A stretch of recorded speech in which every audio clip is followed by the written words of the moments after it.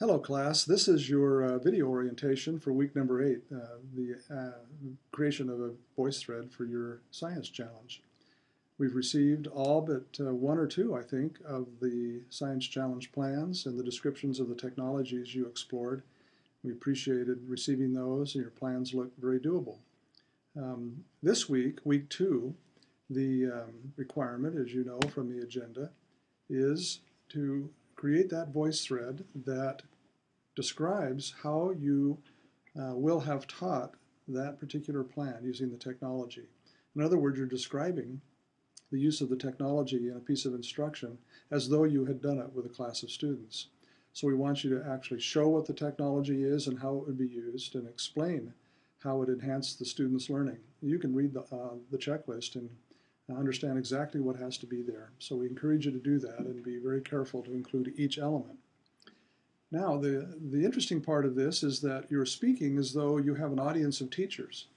You're explaining to teachers the benefits of the technology and how you used it and what it did for your students. And so that's an interesting approach, and you want to be sure to speak to your peers, to other teachers, as you describe the use of your technology in instruction. If you have any questions about VoiceThread or how it works, please don't hesitate to contact Dr. Chan or myself, and we'll be happy to help you. And be sure to come to the lab if you want some additional help there. We'll be there Thursday at 4. Now let's just give you an example of a VoiceThread that was turned in by Nancy and Hannah. Their science challenge used Stellarium to observe a cycle of the moon from the vantage point of Auckland, New Zealand. Very creative idea, and as you can see from their wiki page, they fulfilled the requirements of the assignment by creating a paragraph that described it and how they would implement the technology and how it worked for them. In addition, you can see the objective that they taught from the Utah core curriculum. This would have been put into the wiki page last week in the first week of the science challenge. You can also see the description of their activity and the technology they were to use. This, of course, is their plan, which they put in last week.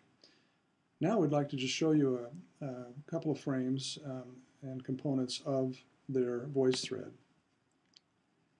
So the voice thread used Stellarium, as you can see here, and they introduced their project like this. This is the first picture that the students would view. They used Stellarium and they set the date and the time and the location, and then set the moon settings to be accurate. And then this is what they would see, and then on their paper they would draw the moon according to the horizon and the if it was full or crescent or no moon. You can see here that the students also produced products. They simulated these products so that we could see how the student would respond.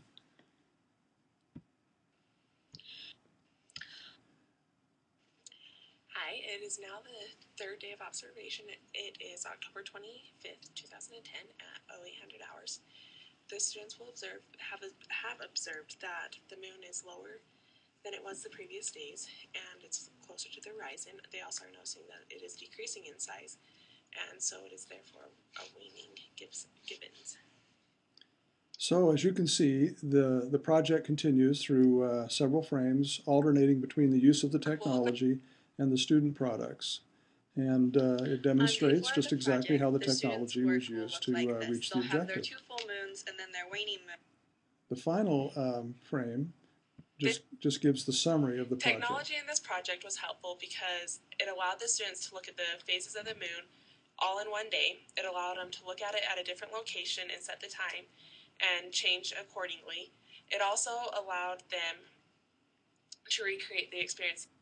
We'll stop their description at this point and just add this final comment that we found this project to be helpful and useful. We thought that some of the graphics could have been more visible.